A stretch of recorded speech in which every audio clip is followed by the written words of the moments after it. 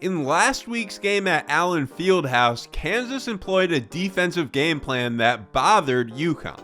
The Jayhawks switched all screens 1 through 4 with everyone except Hunter Dickinson, disrupting the Huskies' offensive flow and holding them to their lowest points per possession of the season. After that game, Bill Self was asked by CJ Moore about the decision to switch. I don't see how you guard them if you don't switch. Guard. There's so many handoffs, short passes,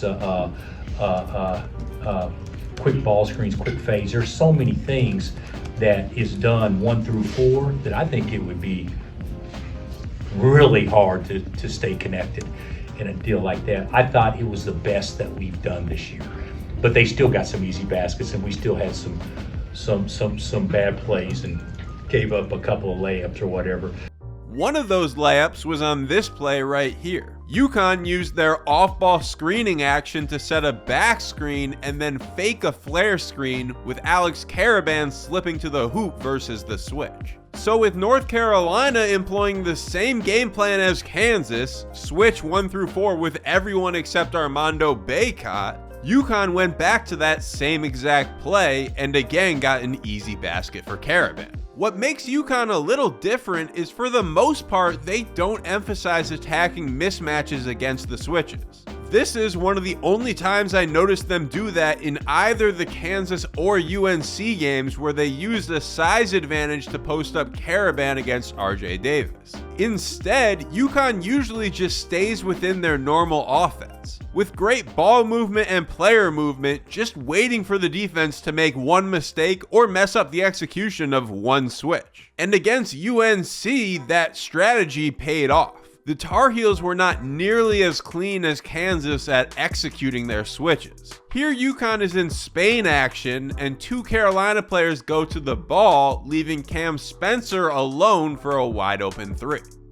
And on this one, Karaban ghosts the ball screen. Again, 2 UNC players go to the ball, and now it's Karaban's turn for a wide open 3. UConn also likes to set a lot of flare screens. Here, Spencer hands the ball off to Hassan Diarra, and Davis is just a little hesitant on his switch, which causes him to foul Spencer on the 3-point attempt, sending him to the line. Another action UConn runs is a back screen into a flex screen. Here is Spencer receiving the first screen and then setting the flex. Notice how when Cormac Ryan switches the screen, he's on the top side of Spencer. So Spencer cuts backdoor for the easy basket. UConn ran this same action against Kansas, but this time when Spencer cut backdoor, both Kansas defenders went with him, leading to an open 3 for Karaban.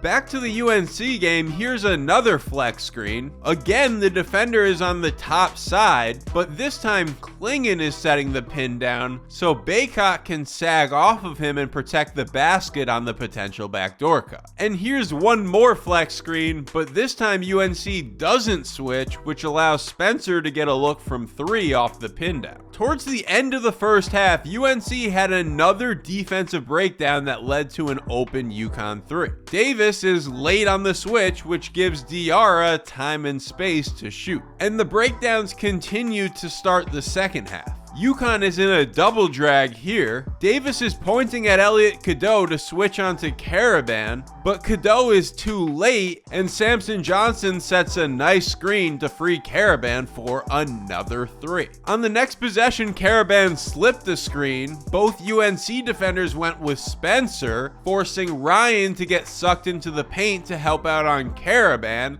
leading to an open 3 for Solomon Ball. To wrap this up, you're about to see a baseline out of bounds play. This is one of the rare instances where UNC wasn't switching, and it's a good example of why Bill Self said he doesn't see how you guard UConn if you don't switch. Ball runs off the triple screen, then curls to the hoop. While that's happening, Spencer twists around Karaban and then sets another screen, with all that misdirection ultimately leading to a Karaban 3. This is what happens when you don't switch. UConn uses misdirection to screen you to death. There's a reason the Huskies are ranked 3rd in the country in KenPom adjusted offensive efficiency. So whether you're switching or not switching, UConn is one of the hardest teams to guard in the country.